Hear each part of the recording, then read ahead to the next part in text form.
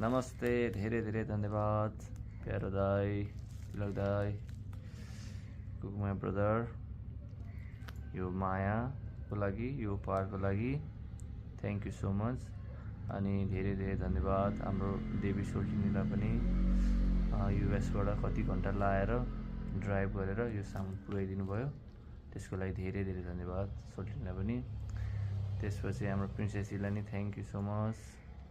अनि त्यसपछि हाम्रो सोरेन ब्रदरलाई थ्याङ्क यू सो मच, काठमाडौँबाट सामान यहाँ हालिदिनु भयो, यहाँ मैले अहिले रिसिभ गरिसकेँ। Thank you so much to everyone, यो माया र